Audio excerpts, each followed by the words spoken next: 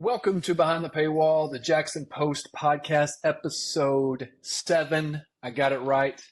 May the 4th, for all you nerds out there, it's Star Wars Day, apparently. Right? Were you a Star Wars fan, Brandon?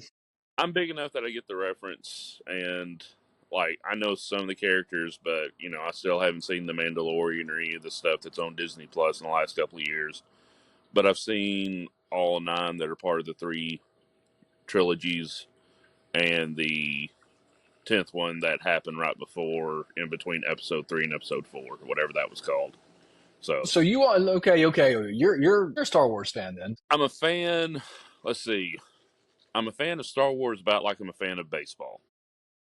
Like, if you could see me out wearing the Braves T-shirt celebrating the World Series championship a couple of years ago, but do I know anybody's batting average right now? No.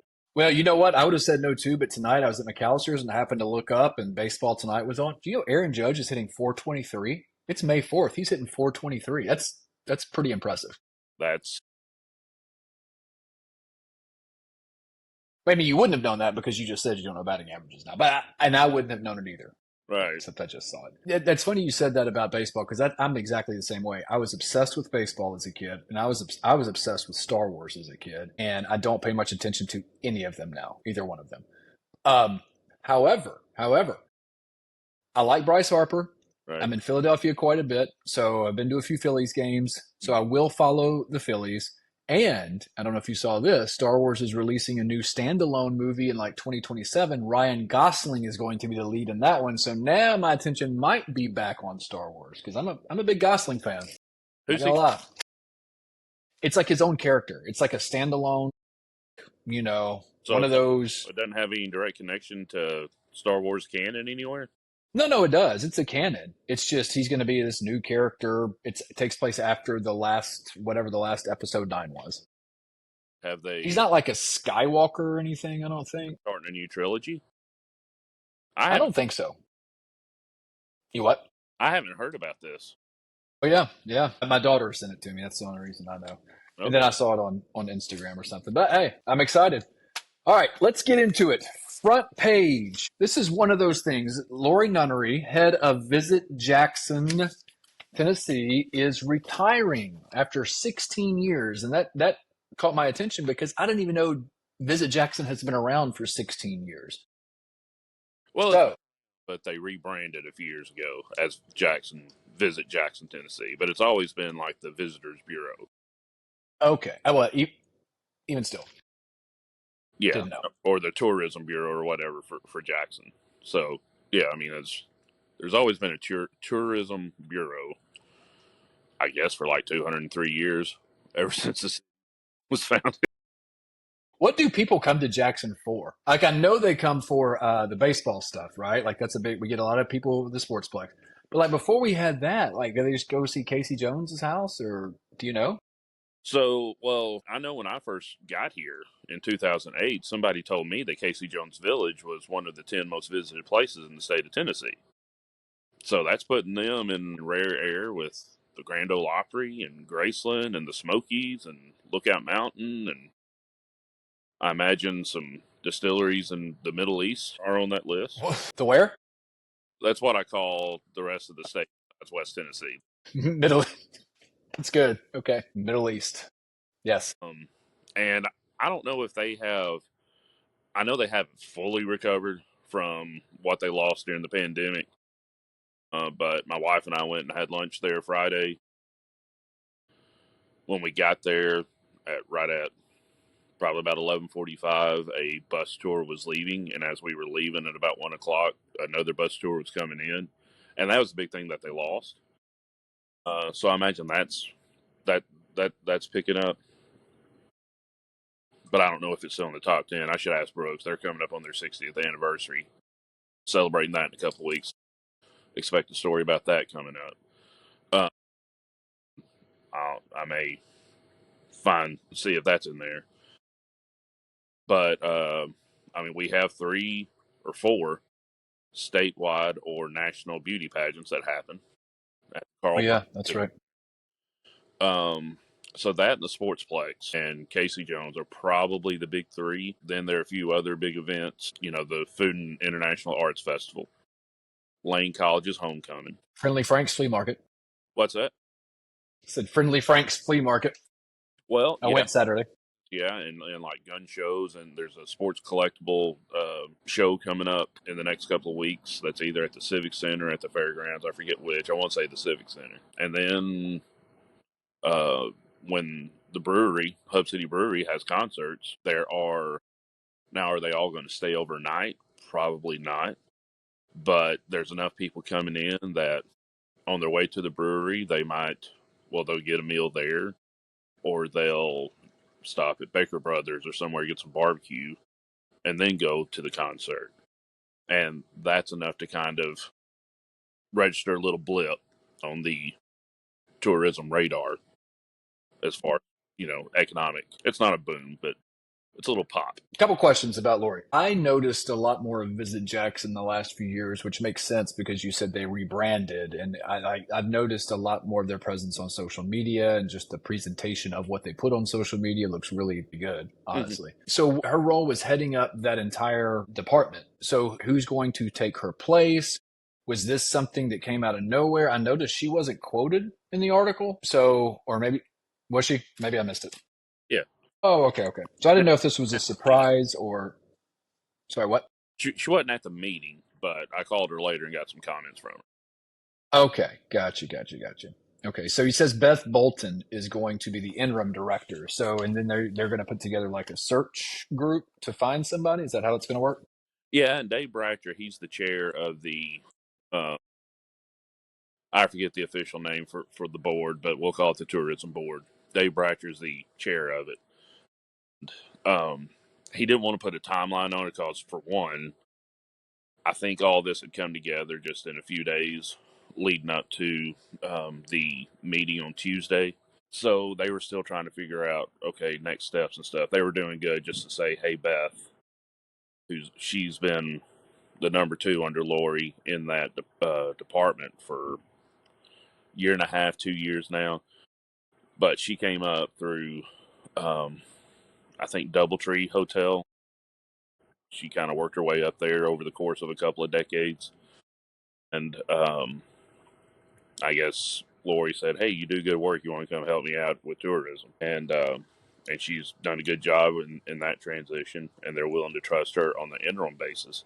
I hadn't done an interview with her yet to see if she plans on applying for the permanent job. But she's going to be the one to handle it. And as soon as that meeting was over, she met with a local business person who was at that meeting and wanted to talk with her for a little while. And then as soon as she was done with that conversation, she couldn't do an interview with me because she was heading over to the baseball stadium where the Rockabillys play because they were hosting the Southern States Athletic Conference tournament.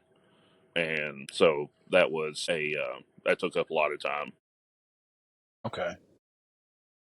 It's a strange time, I feel like, to change leadership in that department just because of where Jackson is. It feels like it's about to like really pop with this kind of stuff. And so I don't know. I just thought, because 16 years is long enough. If you've been doing it, you probably want to do something different. Is she going to do something different, or is she just like done? Well, when I asked her, I said, so are you doing anything else? She said, well, I've had some health issues lately. Like, she had nearly died, but she's had some issues that need some fixing and some rehab and stuff. So she's going to take some time to try to heal that up. And she said, if there's something else, I'm willing to look at it and discuss it and talk about it and see where that goes. But if nothing else opens up, she said, I'm good with that too. She's not 60 yet, so it's not like she's at retirement age. But this seemed like the right time. And when I asked her, I mean, because they've got the state games coming up next month. Right after that is the Miss Volunteer America pageant. And then a couple of months after that is the Miss Tennessee Volunteer pageant.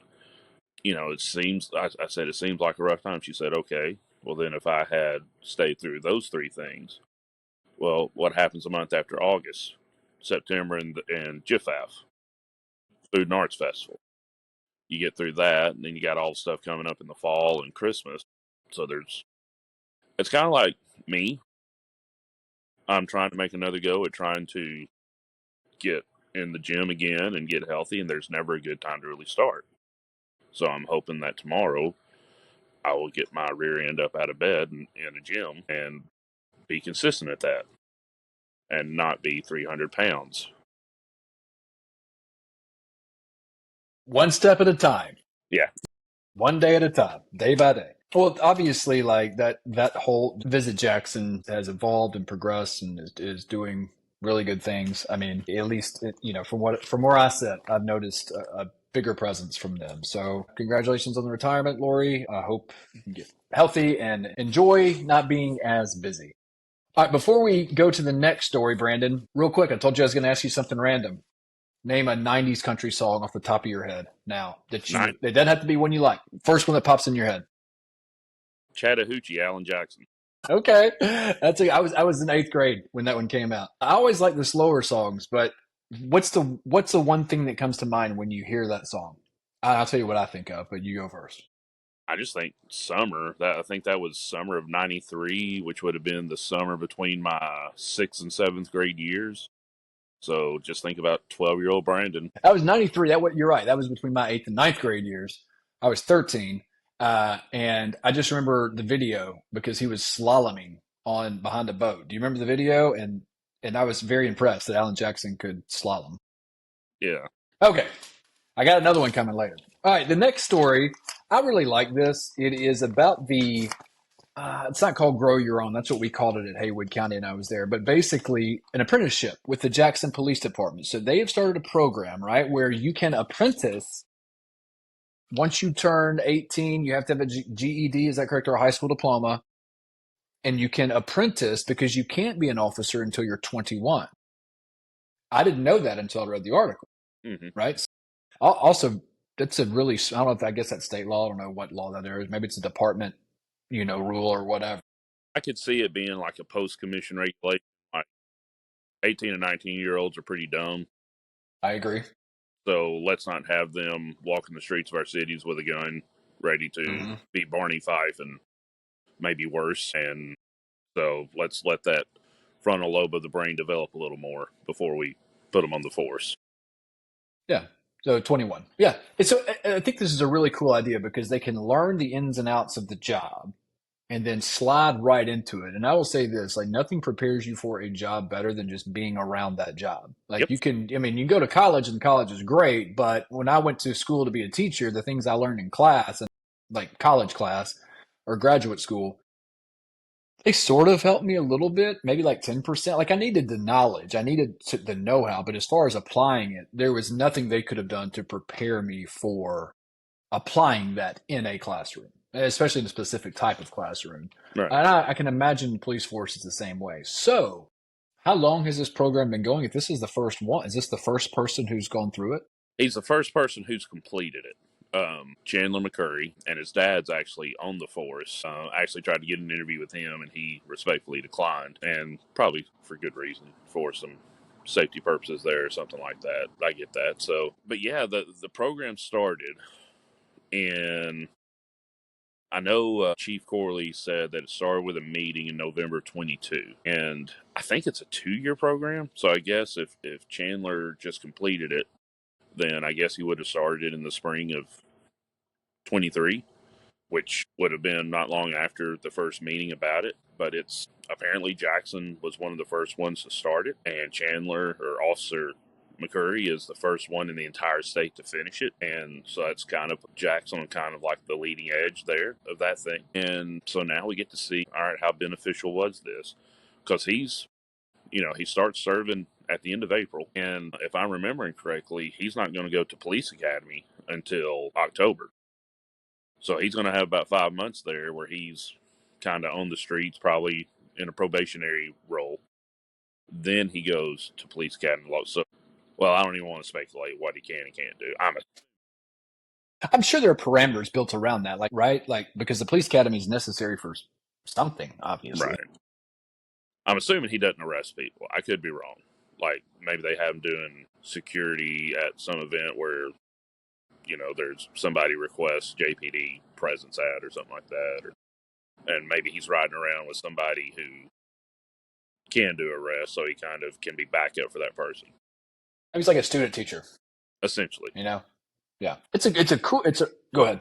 That's total speculation on my part, because so if I'm way off on that, any law enforcement people or knowledgeable of law enforcement people are watching or listening, feel free to send me an email or text me if you have my number. Be like, you're an idiot. Stop talking about that.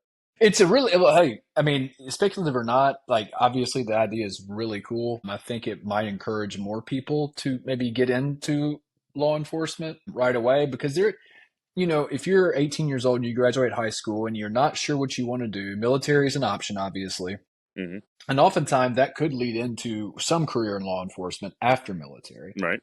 But then if you don't want to do that, like this sounds like a really good program to start in. And obviously you can kind of get your feet wet and maybe some people realize, hey, this isn't for me. And, so it saves them some time and maybe even some money pursuing that career that they may not be a good fit for. So maybe this can help them figure that out.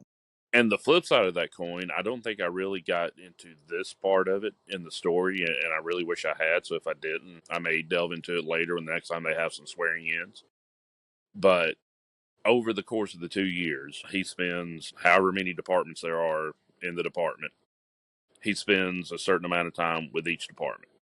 So he's got time to learn what the SWAT team does, what drug task force does, what investigations do, what the beat patrol people do. And so, yes, you can find out, okay, this isn't for me. But on the flip side, you may be able to find out this is for me, but this is the direction that I want to go in. So it appears to be a well set up system for some young people to figure out if they want to be Joe Friday or not. Do you know I interviewed with the Arlington, Texas Police Department in 2010 to be an officer? Story. Yeah. And got a offer. I got an offer. I turned it down. And probably best for everybody. Probably best for the city of Arlington, Texas, the Dallas Cow, whoever is there. It's probably a good thing that I turned that down. Honestly, it's funny because like before my interview, I was like, yeah, I've never shot a handgun before. I was like, I probably should do that before, in case they ask me. So I call one of my buddies who I know he's like, I'll take you out shooting somewhere. So he has a Glock. And so we go out, I don't remember where, somewhere out in the country where these big mounds of dirt are. And he was like, we're just going to shoot at this pile of dirt, basically. So I was like, okay. So I fired off a few rounds. I was like, all right, I got this. I can do this. Anyway, maybe if there was an apprenticeship program, I would have tried that and see what I thought about it. But like I said, it was best for everybody. I'm just imagining you selected to be the Arlington police officer who escorts the Cowboys head coach to the game. And like you're walking. It would be bad. It would be so bad. Well, and what was really bad is I had they wouldn't let you show tattoos, right? So if you had, and something different because that area was like exploding at that time with like population growth. I think the Cowboys Stadium had just been open Right. the year before, and like they were really needing officers, but they had to require you had to have a college degree to be a police officer in Arlington, right? And so some places aren't like that. You just need a diploma. There, you needed to have a college degree to be an officer, or military background. So one of the two. You couldn't just count, like a high school diploma wouldn't do it. But it was interesting, and they were obviously very professional. The interview process was pretty intense. They asked me situational questions, and I got one of them terribly wrong. They asked me what I would do if someone was running into a park and were there a bunch of kids, like an escapee or something, and I said, this is so stupid. I can't even say this out loud here. I said, well, I would try to shoot him in the leg to disable, which they all, I appreciate them not laughing in my face because I was just going off like, what have I seen in television shows? Like, oh, yeah. And basically, in the nicest way, they said, even a top marksman couldn't hit someone running in the leg with a handgun from X amount of yards away. So you're, dumb A couldn't do that for sure. Like they didn't say that, but that was sort of what I was like, all right, this isn't for Did me. you hear laughing in the next room as people were listening to the conversation? Man, I bet they still tell that story. 15 years later, we had this joker from Tennessee, and he thought he could take somebody's leg out from 200 yards away with a handgun. At the level of the kids. That's right. That's so true. But basically, he was like, "Don't ever shoot towards anything with civilians around." Yeah. Fair enough. Got it. Yes, sir. Okay. Next thing, give me a '90s wrestler, random, first person comes to your mind, but it's got to be WCW. It cannot be WWE. Sting. Wow. I wanted somebody like I don't know, Brad Armstrong. I wanted Brad Armstrong. You remember Brad Armstrong? Glacier. Okay, that's good. I like Glacier. I thought Glacier was going to be a thing. I really did. I thought it was going to be cool. Obviously, so did Eric Bischoff. No pun intended. Yeah. All right. I love the apprenticeship program at the police department. And one more story before we get to like the big meat of I think what the conversation is going to be about tonight. The election commission is filling 2 spots with Democrats, and I'm going to give my sort of experience with this, and then I'll let you fill in the blanks or correct me when what I get wrong. So I never realized that this was a partisan committee, right? Until I went to a meeting 2 years ago, I guess. And the county, each party selects members, is that correct? Of who they want to like represent their party on the commission. There's 5 spots. So who decides who the majority party is? Whoever has the majority in the state house. Okay. All right. So that's how that works. And then so we have 3 Republicans, 2 Democrats, correct? My question is, like, are they classified as Democrat? Like, why don't you have an independent there or Because 2? you got to have an odd number, right? And actually, all these were set when the Democrats were in charge, and so every time that the Republicans get complaints from the Democrats, we're like, well, we're just going by how the Democrats said it. I hate it when Republicans say that stuff. Like that's I hate it because I've heard that from Republicans too. Like, shut up. Just say like tell the truth. Okay, it's not like because if you're hanging on to laws Democrats made, then you would keep all of them. You keep all of them, right? Not just the ones that are to your advantage right now. Not But the one continue. I like.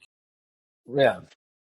All right. So whoever's got whichever party is in control of the House or the General Assembly gets the majority in the county. And back in the day, it was depending on the governor's race. If Republican won that county, then Republicans would have the majority until the Democrats won the majority in the governor's race. But at some point in the past, the Democrats passed a law that said whichever party has the governor's office, they have the majority in all 95 counties. So 40 years ago, it would have been like 10 or 12 counties who would have had a Republican majority because the Democrat was winning. But there were pockets of Republicans in about 10 or 12 counties. Well, now, it's as of 2022, Bill Lee won 2 out of 95 counties. Those 3 counties were his current county residents, Davidson, Shelby, and our neighbors over in Haywood. So those 3 in the old way would have had a Democratic majority. But according to the Republicans, because the Democrats had to have it all, the Republicans have it all now. So they gained those 3. So yeah, and everybody has 5, and it's 3 and 2 in favor of the Republicans. What's interesting in this, and I will still go back to this, like I think, and they won't, but there is a growing group of independents who are tired of a 2-party system. Mm-hmm. This, like me being one of those. And there needs to be, I'll I sign would, group 2. yeah, I would love to see 2 independents added to that commission. You still have an odd number, right? But then you would have whoever the majority party is, you would have their 3, the other party their 2, and then you have 2 just people who don't claim any loyalty to either party. I don't know how you check that. I don't know how that works, or maybe, but I think that would be fair. I've attended a couple of election commission meetings, and the last one was 2 years ago after the primary situation, the open whatever where there was a county mayoral race where 3 years ago now. 3 years ago. And, Tennessee's an open primary state, regardless of what a lot of people say. We don't register with a party to vote. There is no way to prove you are a member of a certain party. All taxpayers pay for primary elections. Well, Parties don't pay for primary elections. So let me correct you on one thing there. Okay. They do have a thing called bona fide members of each party. Mm-hmm. So technically, right now, I'm a bona fide member of the Republican Party because I have voted in 3 of the last 4 primaries on the Republican ballot. So Right. there is that. But other than that, yeah, there's no way to track it. But let me ask you this. So where have you seen that in state law, or did somebody tell you that? Because somebody told me that too, and it's not in state law. Well, I mean, you can search it up. I mean, you can look up. You can pay the election commission to give you a list of who all votes in the last 4 primaries, and they'll tell you. It won't tell you who they voted for, but it'll tell you which primary they pulled. Right. I understand that. What I'm saying is there's no 3 out of 4 law or No, that's rule not that official. makes That's you. saying the Republican Party, and I assume the Democratic Party too, recognizes if they were to vote tomorrow to close primaries and say only bona fide Republicans or registered Republicans can vote in the primary next spring, then I could vote. Well, if they close, you'd have to register at that point as a party.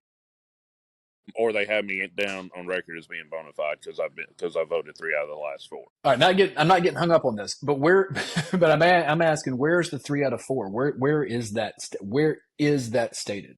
That's just Like who do what? Like the state Republican Party? Yeah. The state Democratic Party? The way I understand it. Now, if any Republicans are telling me that I've got that wrong, let me know. But I mean, yeah, the state of Tennessee itself doesn't give a rip what party you're in. But Scott Golden, Jackson resident, who is the chairman of the Tennessee Republican Party. My apologies, Mr. Golden. He does care about whether or not if everyone voting in the Republican primary is an actual Republican. And so the most, other than just checking their rolls of who's registered, and they could close it off to just you have to be registered with the party. They could do that, and that could be what they decide to do. But they could take it a step further and say, okay, if you voted in 3 of the last 4 Republican primaries, and you are, we'll let you in the door. I'm one away. I voted in the last 2 out of the last 3 Republican primaries, buddy. I might just, you know what? I might go for bona fide status in the next one. You go down and talk to some of our buddies. Go get you a bright red hat. That talks how great you want America to be in the future, and you step in. Ready to go. Here we go. Bona fide, baby. In all seriousness, the election commission, I think, is important. I think it's going to get even more important as heated as politics are right now. We know one of the Democratic members is going to be Dwight Jones. We talked about him a little bit last week. I think that's an excellent pick. Mm-hmm. I would think, regardless of what party he was representing, he would be an excellent pick because, in my experience with Dwight, he is level, he is measured, he communicates really well. So he's going to be a good addition to that group. He even told me during the interview last week. He said, "Brandon, if there's an issue that I, as a Democrat, the Republicans are presenting it, and I think that's a good idea, and I think it's better than what I came up with, then yeah, I'm going to ditch my idea and go with the better idea. I mean, that's just," he said, "my role here is, yeah, I'm representing my party on the commission, but I'm making sure that we've got a fair and accurate election system that allows as much access as possible to all voters in the county." And that is their one job, and I'll leave it at that. I've banged on them before in a couple columns and things like that. But I will say this: hats off to them. They adjusted voting hours, I believe, this last election. Is that right? Early voting hours, is that right? They did do that, correct? They did, but according to Lori Locke, the election administrator, they've done that for every presidential election. I don't mean presidential. I thought they did it for the primary as well. No, they just did in October, leading Oh, well, into the general election for the president. never mind. I'm not going to compliment them then. Okay. I thought this was a thing that they were going to do moving forward, because I do think, like, you're right. Dwight's right. The main two things the election commission is responsible for is fair and accurate elections. Part of fair elections is offering equitable access, as much access as possible for members of the voting community in Madison County. So I do think they could maybe do a little more on that end. And maybe starting with those adjusted hours would be for other elections besides the presidential election would be a good first step.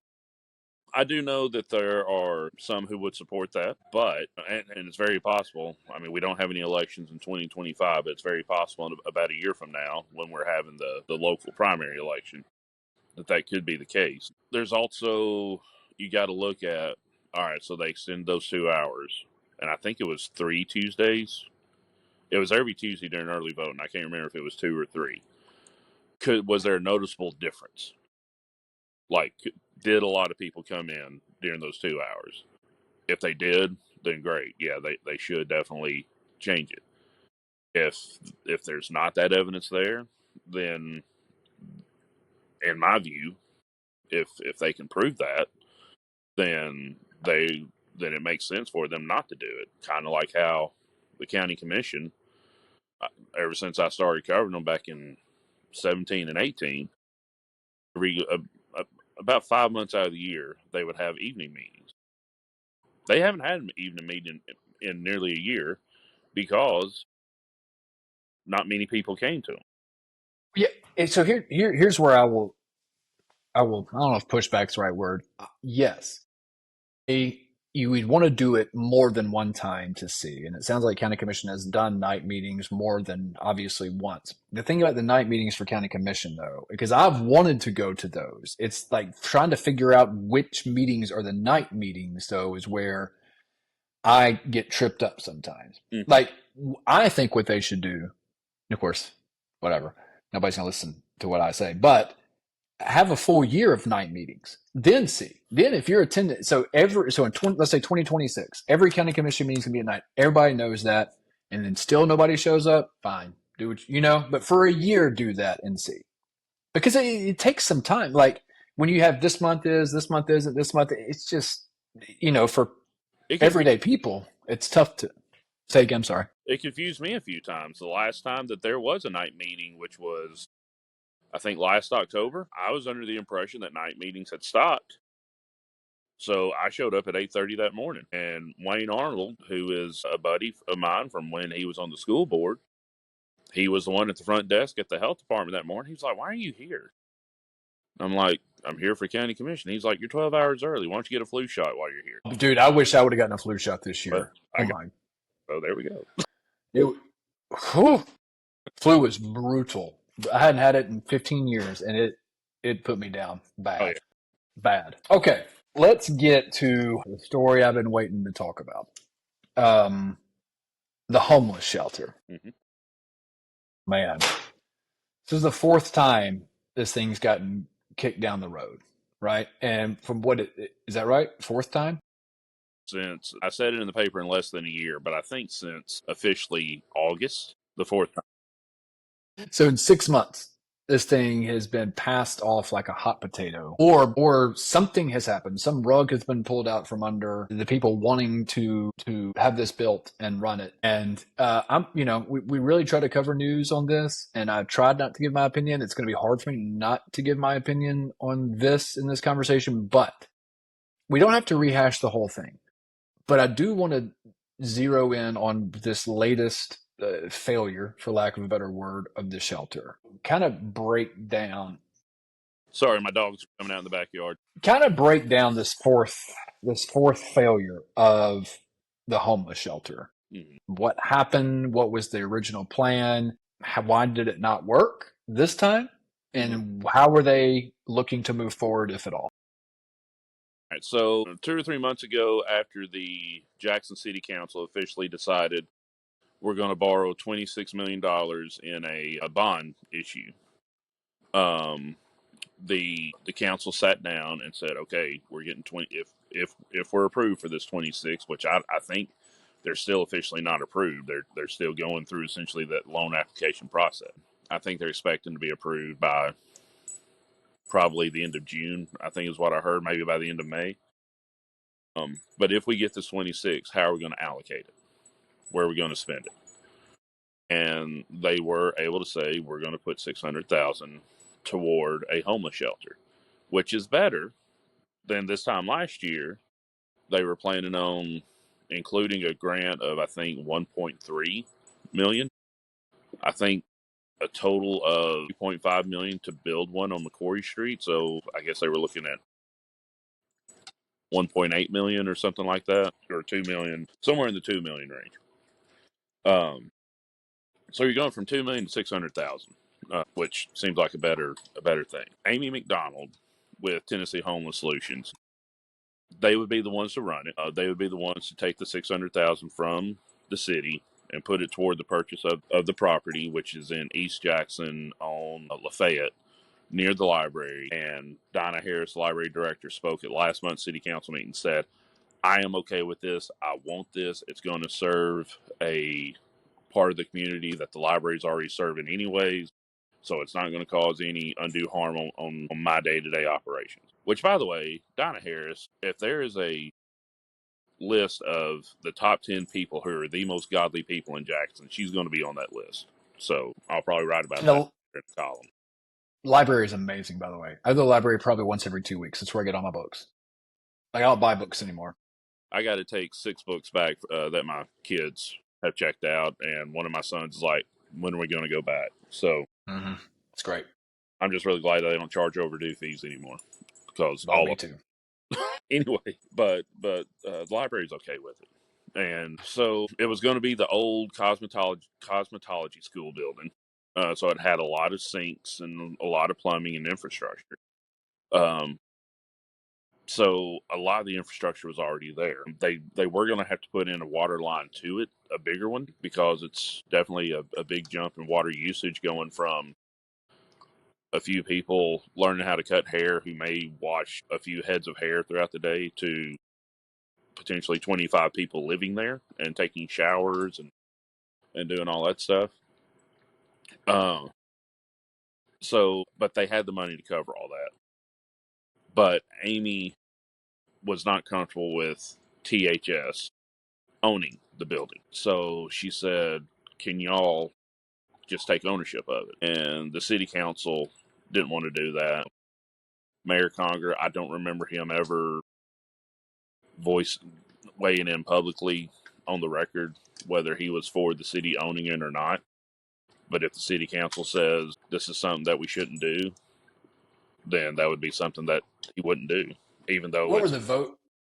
Were there votes on that, or did they just say, we don't want it, so it never even came to a motion? I think that there was enough opposition to that notion that they didn't even bring it up for a vote. Because I don't remember there being a vote. There was just a vote about are we going to give her 600,000 or not. So they're like, we don't want to own this, but we still need it, and so they got it from city. They asked city attorney Lewis Cobb, do we have any other options? He's like, well, I guess the CRA could take it, the Community Redevelopment Agency. And typically what they do is they're purchasing property with the intent of selling to somebody to redevelop that property to make it just a nicer area. They have 2 districts. District 1, which is east of Royal Street, which is, and mainly in Midtown and downtown. I guess it bleeds over a little bit into East Jackson. And then District 2 is west of Royal Street, getting downtown proper, Atlanta, and that area, down to I think Hollywood. And um, so they said, okay, we'll take it to the CRA. Well, the CRA board chair is Vicky Lake, what is a big thing that she's known to do as part of her day job with West Tennessee Healthcare, helping out the homeless community of Jackson. So she's going to be on board with it, because the homeless shelter, Amy laid it out for the city council during an agenda review meeting, I think in October, November. She went up to the board and she drew it, and I got a picture of her doing it that I ran in the paper, and I think I've run it a couple more times in stories about Amy and the city council. But she was like, here's step one, here's step two, step three, step four, step five. And step one is, you're homeless. We find out you're homeless. Let's find out what all your resources are, what your needs are. Step 6 or 7, whatever the last step is you are living in a home that you are either own or you're able to pay for, because you have your own income and you're leading a productive life as part of society. She said, we've got everything for every step here, except I think it was step 3. And step 3 is getting them out of their situation and into a place where they can take care of themselves without having to pay this exorbitant, $1,200 a month, because we're in Jackson and that's the average rent payment. And then once you get on your feet, get some savings or a better job or whatever, then you move out into that $1,200 a month apartment. She said, that's the only place we're missing. So we're trying to get somebody who's living in their van down by the river and getting them to a decent job when they don't have access to a shower, new clothes, and all that stuff. And it's kind of hard to go to a job interview when you haven't showered, to wearing what clothes you've been wearing for 4 or 5 days. It's hard to get hired, depending on what kind of job you're wanting to go to. Definitely a job that's going to help you pay $1,200 a month to have a bed and a roof over your head. But for some reason, Amy wasn't aware of everything she needed to present to the CRA. The CRA wanted a budget and a floor plan and a renovation plan and a contractor and all this stuff. And when she first met with them in March, she had none of this. To the point that during the Brad Greer, or in the aftermath of the Brad Greer story about a month ago, I'm on radio with our buddy Chuck and Brad and City Councilman JP Stovall, who's also, I guess we can call him Chuck's co-host now on Walker Talks. Is he on there every day now? Just about. But while we're sitting there in the meeting, JP decides to break the news. The city council just got an email from Amy. The homeless shelter is a no-go because they don't have their act together. And honestly, if it comes back before us, I'm going to vote against it because they don't know what they're doing. Come to find out, he said that, JP? He said it on the radio in front of a mic while we were on the air. And he also said something about the best thing that the city can do is get every homeless person in town a one-way bus ticket and put them on their way. What's his real job? What does he do? Like for his Well, I know this one preached at a church preaching from a Bible that the God who wrote that said, however you treat the least of these is how you treat me. But whatever. Pastor, got it. So, but it wasn't shot down at that point. I called Amy to do a story. She said it's not shot down. She said, I've just got stuff that I've got more information I've got to bring to them that I didn't know they needed. So she had a contractor. She had all this other stuff, but she didn't still have. She had everything that she says that they asked for a month earlier, but they still wanted more. Only 3, well, counting Vicky Lake, only 4 of the 7 board members were present. She makes the presentation. Vicky says, okay, I will entertain a motion. And the 3 board members who were there each elected not to make a motion. And I talked to all 3 of them, and they all gave me the same story. We got a lot of information with not a lot of time to think about it, and I didn't feel comfortable making that motion. That could potentially result in a big financial loss for the city. So I can understand that. So is this the end? If they need more time, right? Like if they need more time, why can't we push this to next month? If they need to think about it, get the other board members there too. Like, by the way, if you're on a board, like show up to the meeting. Maybe they're out of town. I don't know. But is it done? Or if they need more time, why can't we just revisit this? This meeting happened on Tuesday. I talked to Dr. Lake later that afternoon. she was pretty frustrated, and she had talked to Amy earlier that day, and she said that Amy said, "I'm done." I talked to Amy Wednesday morning, and she told me the same thing. She said, "We've tried 4 times. Obviously, the city or the people making decisions for the city do not want a homeless shelter, or they all say they want a homeless shelter, but nobody wants it near their house or their business." The library is fine with it. Yeah, That's the only one, right? yeah. Well, I would assume, and this is just me going on, I should have asked him, but I never did. But Russ McKelvey, city councilman, whenever the homeless shelter has come up, I mean, last year, about this time last year, it came up during the budget discussions, and other city councilmen like Stovall, Candace Busby, Larry Lowrance, they all had serious reservations with it. And Russ politely but bluntly let them know, y'all, we were working on this before y'all got here. This is an issue. It needs to be dealt with, and it'd be really awesome if we were the council who would deal with it and deal with it the proper way. And he owns a business.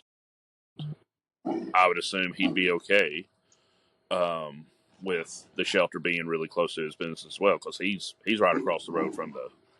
He's on the other side of the library across.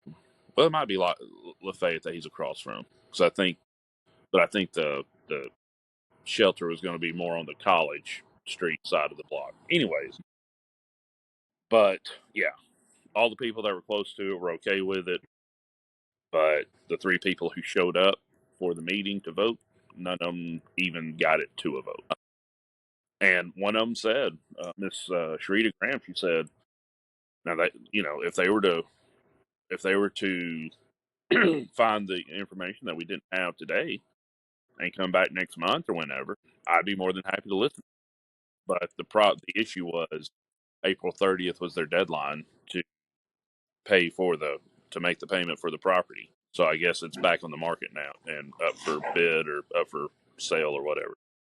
So, do you think is there a chance that look? I met Amy. She came on the radio with us. I think she's great. I think the work she does is incredible.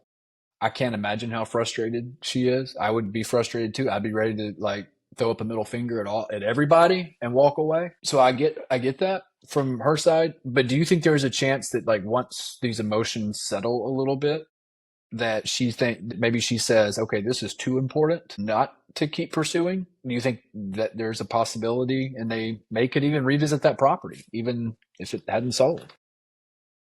It's possible. Beth Ann Simpson with Jackson Downtown Development, she was kind of talking about how they're wanting that area to kind of liven back up a little bit, get some businesses moved into some of those buildings, freshen up some of the buildings, improve some of the facades with some grants that they've gotten from the state in the last few months, and they also endorse the shelter too for that spot. Jackson Downtown Development did. So you know, it's possible. I do want to mention Amy and Tennessee Homeless Solution are not walking away from Jackson. But as of Wednesday, she was done spending time and energy and effort on trying to get a homeless shelter here. She said, "Brandon, I'm still going to be here providing resources for Jackson homeless as they need them. If somebody loses their home and we've got a voucher for them to stay in a hotel, we're going to supply that. If a massive cold front were to come in tomorrow and bring 15-degree temperatures and snow and ice and wind chills below zero with it, she's going to come in and do a warming center wherever Mayor Conger tells her she can, or wherever First Methodist, First United Methodist Church tells her she can. She's going to partner with RIFA and Air Relief Ministries, however they're willing to partner to help the homeless. But she was done with. I mean, it's kind of like you're back in college and there's a project you want to do, or there's a class that you want to pass, and you try it 4 times in less than a year, and you keep failing. And the first time you fail, you got a new teacher, and they totally change the expectations of the course. And then after that, it's okay. Here's the test. Okay, well, I studied for the test. I answered all the questions. Oh, but here are these other 17 questions that we want you to answer. Well, I don't have the answer to that, and I've got to pass this test before midnight tomorrow night. Good luck with that. And so she's done trying to take that course. I'm going to focus on the courses I need to pass my major and graduate, and I'm just going to keep doing that.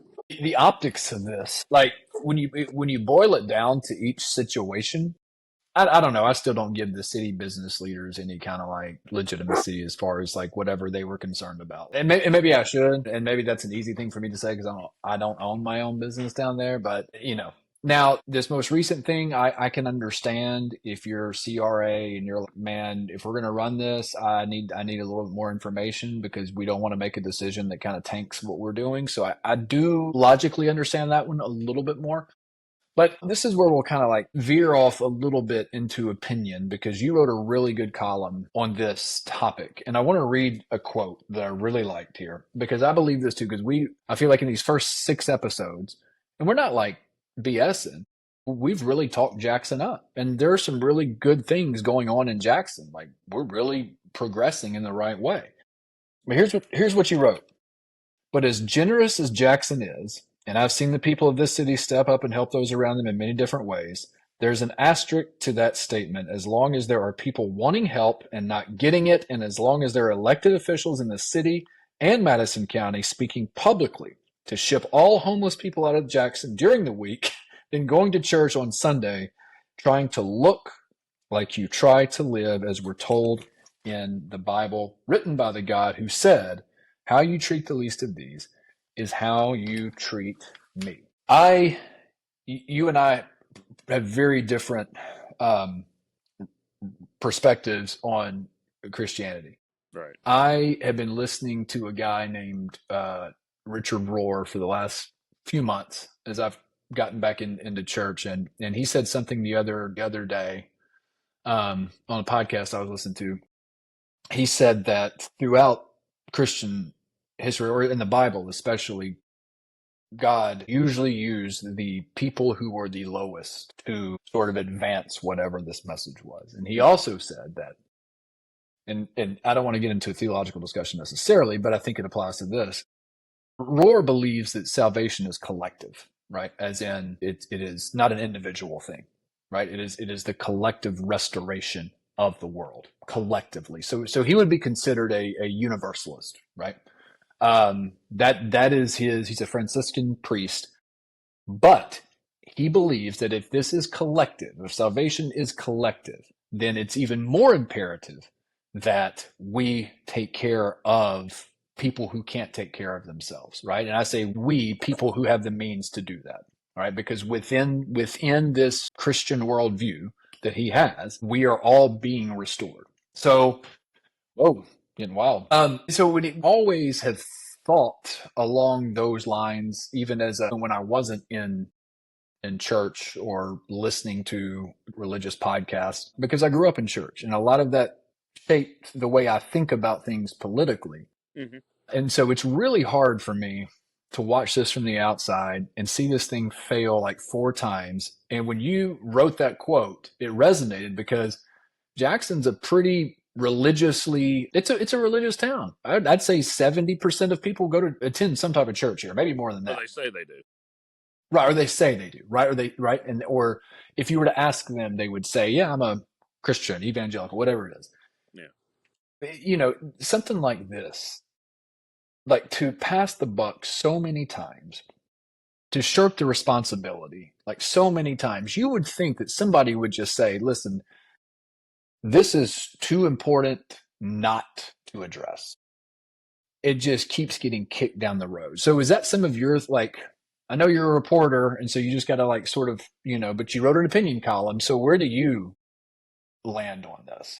I mean, I land on just get it done, and in the defense of the city council, which I kind of didn't defend them. I did the opposite of that in the column. But in defense of them, it shouldn't be their job to do it. I think I've heard JP say when I've been on the radio with him that there's like 700 churches in Jackson. Now, not all of them are as big as Inglewood or First United Methodist or West Jackson or Northside or whatever. I think those are the big 4, Love and Truth, Fellowship. They're pretty big too. But I'd like to think that between those, and throw in First Baptist and Historic First Baptist and East Jackson Church of Christ, if they could somehow get together and be like, you know what, yeah, we've got our differences of belief. We believe that you sprinkle a baby, or we don't believe that you should be playing the piano in church. Okay, fine, have those differences, but you cannot deny what Jesus Christ said and how you're supposed to take care of those who can't take care of themselves. Now, are there people who choose to be homeless and who have no issue with living on the street because they want to be whatever free is, free to you know do take whatever, put whatever chemicals they want to put in their body, and have a lesser chance of getting caught doing it, or they don't want to, they choose not to face their mental issues, or they didn't for whatever face them, and then they find themselves in that situation and it's hard to snap them out of that. I'm not necessarily talking about that, because that's going to be the first thing that a lot of people who were in church this morning are going to bring up. But the ones who are trying to get out, but they have no help, those are the ones that we are definitely told to, however you treat them, that's how you treat me. The way that I read the Bible, when we all die and Jesus comes back to end this whole thing, and we're all standing in front of the judgment seat of Christ, it sounds like that might get brought up. I would say that if it plays out that way, I would say that the focus would be more on those types of things than maybe a lot of the other things that get way more attention in modern day church. Did you go to a drag show? No, I didn't. Well, did you help the homeless? Either. No and no. Yeah, I don't think those two equal out so much in eternity. Well, Go I'm ahead. not. I'm sorry. I'm not going to pretend I can make that. I can. The whole thing is pretty disheartening. I think it's almost like it just keeps getting worse. Because a year ago, right, early May 2024, this thing was that's when it really started to wobble a little bit. I think this is around this time of year is when the business leaders had their little meeting downtown, and but then things seemed okay. Then WBJ got involved. It was a whole thing, and it was. But to see where we are now, that's I never thought it would get this bad. I thought they'd find a way, but this is becoming like bigger, more of a black eye on the community rather than just the council and the mayor's office. Yeah, I mean, is this going to be something that people from on the outside looking in are going to see? And and I'm just thinking like this because I've been to a lot of chamber stuff here lately and have written about chamber stuff here lately. But are they going to say, be like, oh, I don't want to put my factory that's going to bring 150 jobs there because they don't help the homeless? I don't know if that's going to happen, but it would be really nice to see more buy-in to, and there is a lot of buy-in to helping other people. But it'd be really nice to see some public buy-in to helping other people, and behind the scenes buy-in to helping other people, when there's not going to the Civic Center to hear a 90s country artist still trying to play music and while on tour and getting drunk and possibly winning a door prize before you leave. Just do it because you have the ability, and it's the right thing to do. It's Or I'll throw this challenge out there, and I may get in trouble for this, but yes, global mission work is important, but maybe pull 20% out of that budget and put that money into, what, we're going to help the homeless.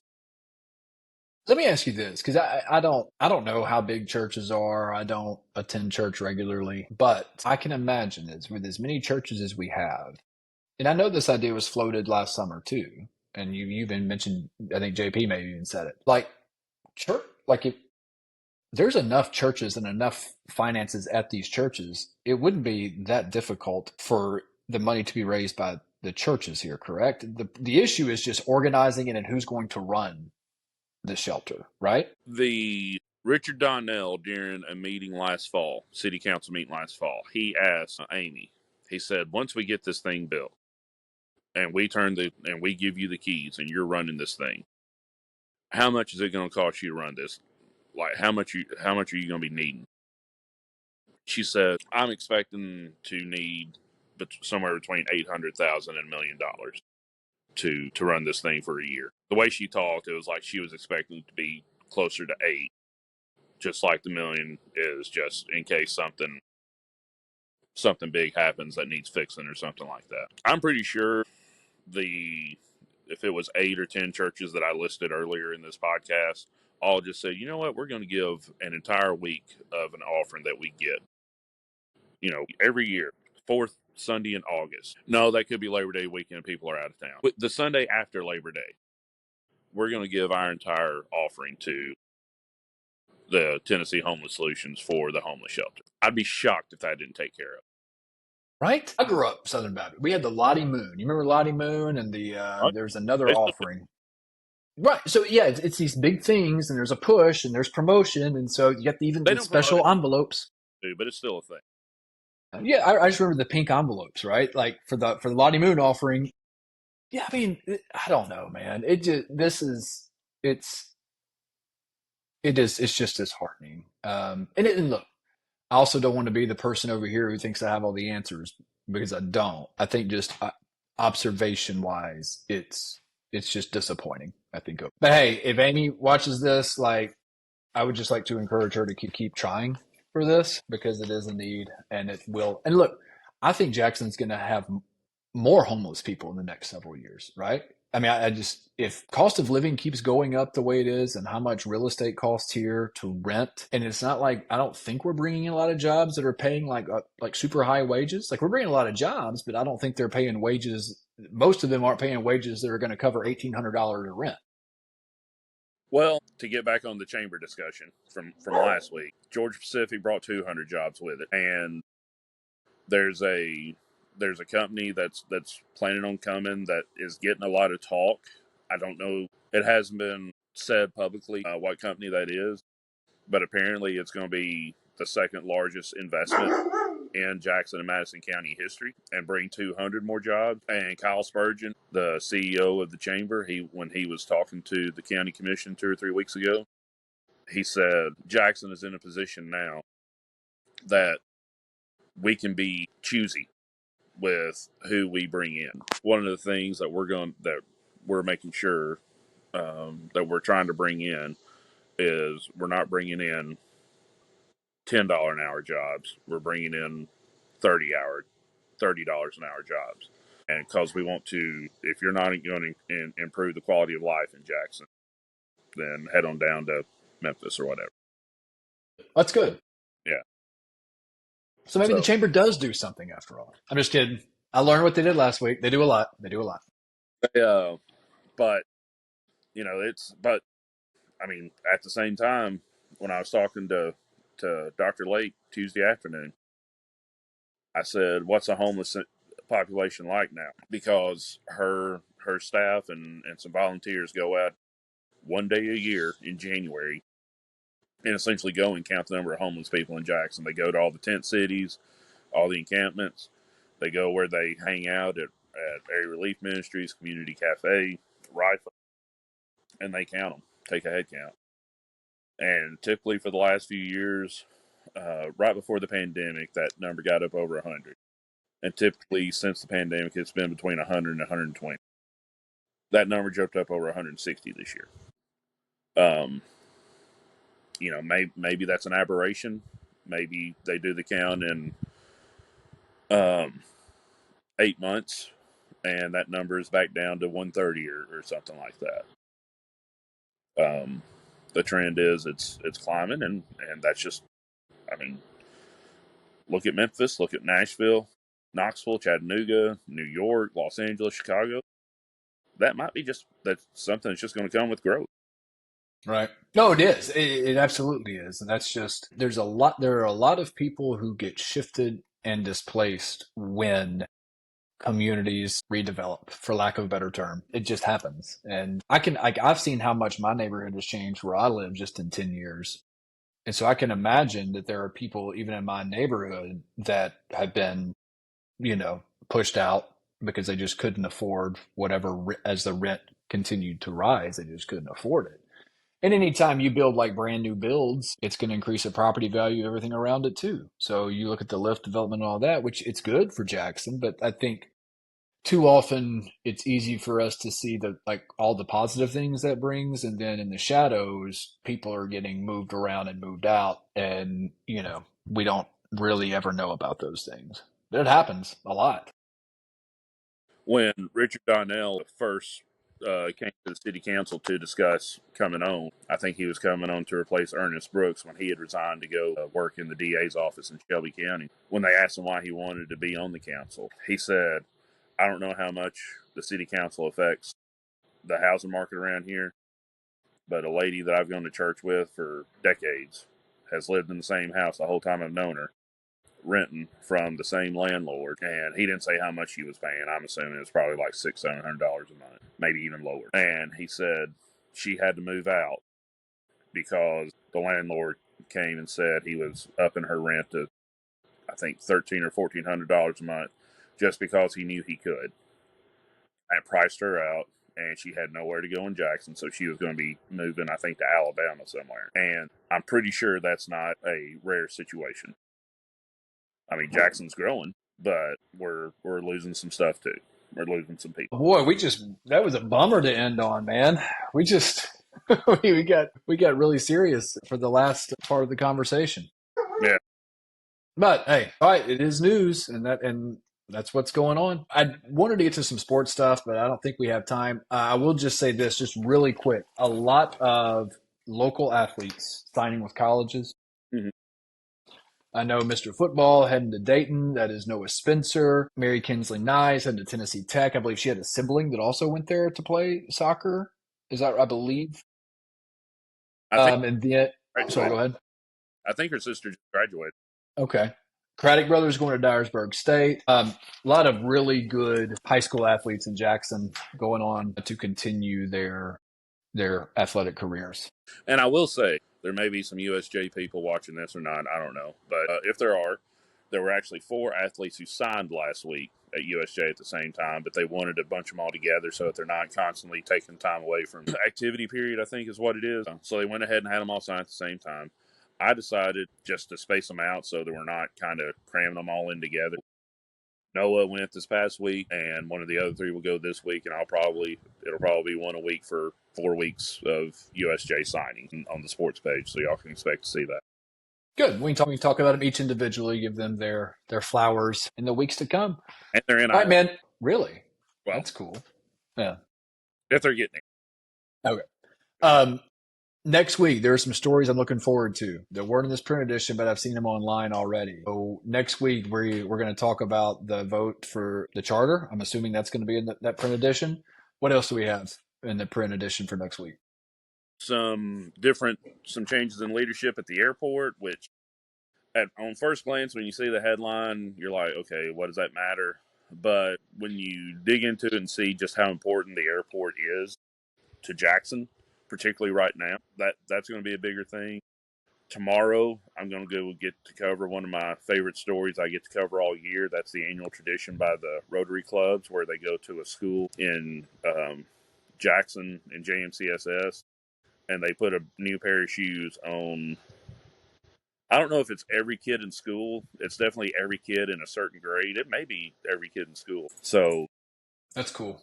and every year, and we can get into this more next week after I go tomorrow. But there's always a couple of heartbreaking stories of a child who has long ago outgrown the shoes, or they've got some worn out shoes.